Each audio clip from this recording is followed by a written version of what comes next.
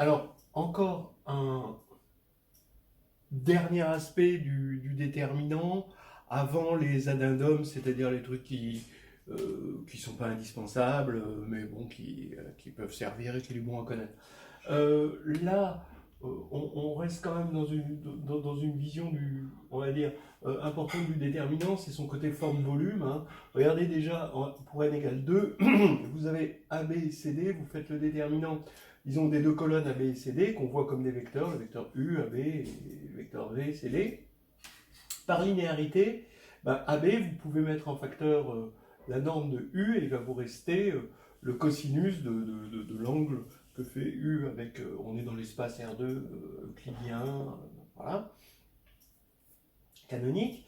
Et donc c'est cosinus et sinus, hein, cosinus θu, sinus θu. Et pareil, on peut mettre en facteur V et on a cosinus θv, sinus θv. Ce qui fait que quand on calcule le déterminant, eh ben, on a norme de U, norme de V, et ce déterminant, ben, vous allez reconnaître certainement une identité remarquable de trigonométrie, et c'est sinus θv moins θu, c'est-à-dire l'angle orienté entre U et V.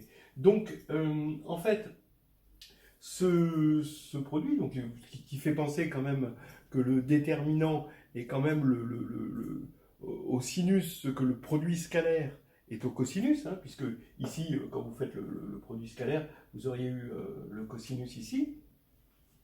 Eh bien, pourquoi le sinus? Ben oui, vous voyez, c'est lié à cette espèce de forme-volume. D'abord, si U et V étaient collinaires, donc on aurait un volume complètement aplati, donc un volume nul.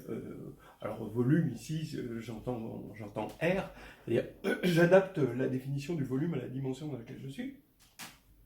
Et ici, vous voyez bien que, même plus précisément, ce calcule l'aire de ce parallélogramme, hein, d'accord? Puisque l'aire de ce parallélogramme, c'est l'aire aussi de ce rectangle, et donc c'est le côté U fois V, sinus de l'angle ici qu'on a entre U et V, d'accord? Alors en plus, vous allez me dire, il y a un signe. Oui, il y a un signe, c'est-à-dire c'est une aire algébrique. C'est pas une aire géométrique, c'est une aire algébrique, c'est-à-dire ça va dépendre de l'orientation, hein, du plan, hein, voilà.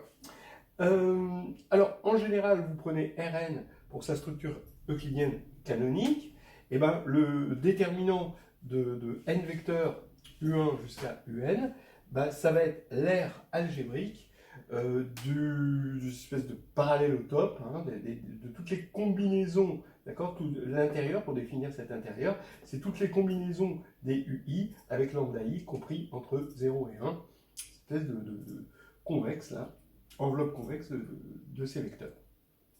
Voilà. Alors, c'est une aire par rapport à quoi? Évidemment, quand on a rapporté le volume, donc cette espèce d'hypercube, d'accord, on l'a rapporté à 1, d'accord, et orienté aussi, c'est-à-dire qu'il voilà, il va y avoir deux orientations, une positive, une négative, et puis... Alors maintenant, ça veut dire aussi que le déterminant, si vous prenez phi un endomorphisme, d'accord, hein, vous prenez phi un endomorphisme de l'espace E qu'on peut voir comme Rn, d'accord, et bien le déterminant, ça va être le scalaire, la constante de proportionnalité, qui va faire que phi transforme un objet de volume V en un objet de volume det phi fois V. Voilà. Ça, c'est quand même assez drôle. Alors, du coup, ça peut faire penser quels sont les endomorphismes qui conservent les volumes. Alors, qui conservent les volumes, alors, bon, qui conservent les volumes de façon, les volumes algébriques, hein, on va dire. Donc, ça conserve aussi le sens de l'orientation. Donc, eh ben, il se trouve que c'est les éléments déterminants 1. Si on veut la conservation des volumes géométriques, alors ce sera l'ensemble des éléments des endomorphismes de déterminant 1 ou moins 1. Bon, ce qui est tout de même assez drôle, donc que je vais appeler SLN, donc pour déterminant 1, et SLN avec un plus ou moins pour le déterminant 1 ou moins 1. C'est des groupes. Hein. Alors là, on arrive à des groupes, parce que le déterminant, donc c'est dans le groupe le groupe linéaire GLN. Donc dans GLN, là, on multiplie les volumes par une certaine constante. Ici, on conserve les volumes. Et intuitivement, on aurait pu imaginer que la conservation des volumes, c'est ON qui conserve les volumes. C'est-à-dire le groupe orthogonal. Effectivement, le groupe orthogonal, c'est normal. Il conserve les distances, donc il va conserver les volumes. Et bien la réciproque est fausse. C'est quand même assez intéressant de le constater.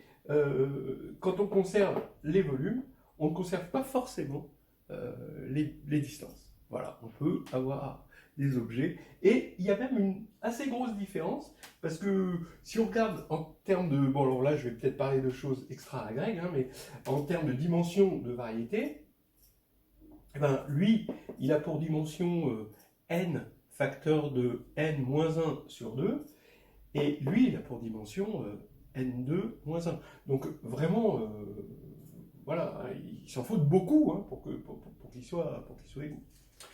Voilà.